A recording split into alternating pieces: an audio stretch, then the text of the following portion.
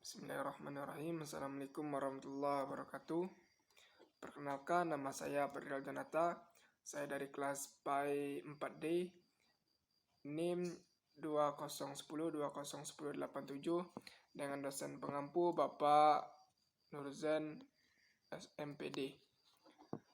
Baiklah, di sini saya akan mempresentasikan materi saya tentang fungsi dan ruang lingkup administrasi pendidikan. Yang pertama, fungsi administrasi pendidikan. Fungsi-fungsi manajemen ini dikenal dan dipelajari oleh semua program yang menelaah masalah manajemen. Nah, terdapat pemikiran yang mendasari fungsi-fungsi manajemen, yakni satu, fungsi perencanaan, fungsi pengorganisasian, pelaksanaan dan kontrol.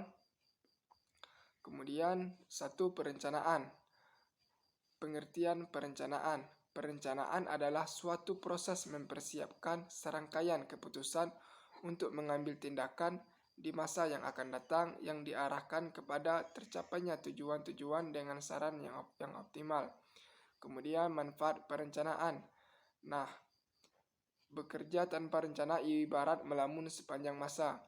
Akibatnya tentu dapat diramalkan, hasilnya tidak menentu dan biaya yang dikeluarkan tidak terkontrol. Nah, adapun beberapa manfaat adanya perencanaan. Yang pertama, menghasilkan rencana yang dapat dijadikan kerangka kerja dan pedoman penyelesaian.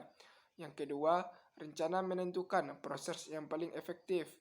Yang ketiga, dengan adanya rencana, setiap langkah dapat diukur dan dibandingkan dengan hasil yang seharusnya dicapai. Yang keempat, mencegah pemborosan uang, tenaga, dan waktu. Yang kelima, mempersempit kemungkinan timbulnya gangguan dan hambatan. Nah, pada poin berikutnya, yaitu cara melakukan perencanaan. Oleh karena rencana itu akan dijadikan pedoman bekerja, maka harus memenuhi persyaratan. Antara lain, yang pertama yaitu perencanaan harus dijabarkan dari tujuan yang telah ditetapkan dan dirumuskan secara jelas. Yang kedua, perencanaan tidak perlu muluk-muluk, tetapi sederhana saja, realistik, praktis, hingga dapat dilaksanakan. Yang ketiga, dijabarkan secara terperinci, memuat uraian kegiatan dan urutan atau rangkaian tindakan. Nah, selanjutnya yang keempat, diupayakan agar memiliki fleksibilitas sehingga memungkinkan untuk dimodifikasikan. Yang kelima, ada petunjuk mengenai urgensi dan atau tingkat kepentingan untuk bagian bidang atau kegiatan. Yang keenam, disusun sedemikian rupa sehingga memungkinkan terjadinya pemanfaatan segala sumber yang ada sehingga efisien dengan tenaga, biaya, dan waktu. Nah, yang terakhir, diusahakan agar tidak terdapat duplikasi pelaksanaan. Kemudian poin berikutnya yaitu pengorganisasian. Nah, yang pertama yaitu pengertian pengorganisasian. Pengorganisasian adalah penyatuan dan penghimpunan sumber manusia dan sumber lain dalam sebuah struktur organisasi. Nah, kemudian manfaat pengorganisasian. Nah, dengan adanya pembidangan dan pengunitan tersebut diketahui manfaatnya. Yang pertama yaitu antara bidang yang satu dengan bidang yang lain dapat diketahui batas-batasnya.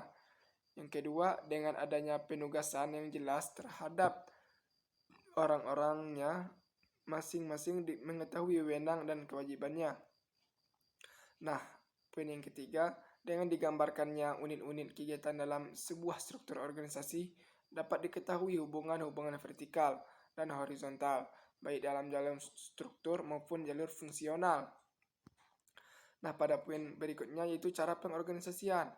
Nah, adapun cara pengorganisasian, yang pertama yaitu memiliki tujuan yang jelas, yang mudah dipahami. Yang kedua, memiliki struktur organisasi yang menggambarkan adanya satu perintah, adanya keseimbangan tugas, wewenang, dan tanggung jawab. Yang B, sederhana agar memudahkan jalur dan tidak terlalu banyak yang terlibat dalam tanggung jawab.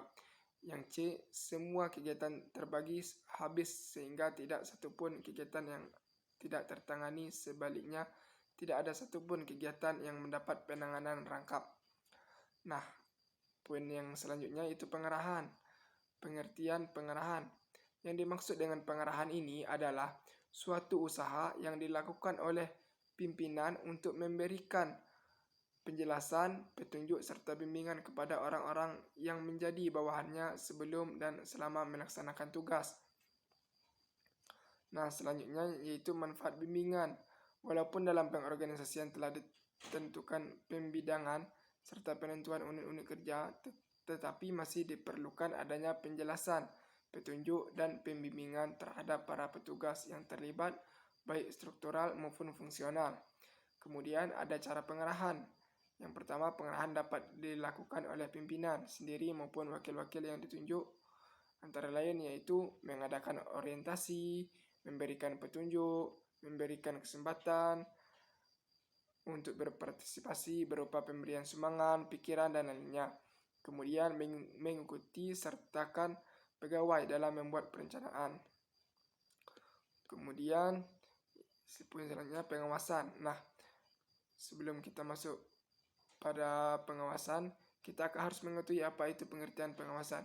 Yang dimaksud dengan pengawasan adalah usaha pimpinan untuk mengetahui semua hal yang menyangkut pelaksanaan kerja, khususnya untuk mengetahui kelancaran kerja para pegawai dalam melaksanakan tugas mencapai tujuan.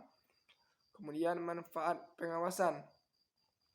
Dari uraian di atas dapat diketahui bahwa pengawasan itu perlu dilakukan agar jalannya pelaksanaan kerja dapat diketahui tingkat penyampaian ketujuan dan agar tidak terjadinya penyimpangan atau toh terjadi tidak berlarut-larut. Nah, poin yang terakhir yaitu cara mengadakan pengawasan. Yang diuraikan dalam cara-cara pengawasan ini bukan semata-mata cara saja, tetapi juga menyangkut hal-hal yang harus diperhatikan dalam kegiatan pengawasan. Hal-hal yang dimaksud adalah yang pertama, bahwa pekerjaan pengawasan tidak boleh dilakukan sebagai pekerjaan semata-mata, tetapi harus terbuka terang-terangan. Yang kedua, dilakukan terhadap semua bawahan, tidak dipilih-pilih. Yang ketiga, harus objektivitas, tidak disertai rasa sentimen pribadi. Yang keempat, dilakukan bukan hanya dengan pengamatan melalui mata, tetapi juga dengan indera-indera lain. Yang kelima, dilakukan di segala tempat dan setiap waktu. Yang keenam, menggunakan catatan secermat mungkin agar data yang terkumpul dapat lengkap.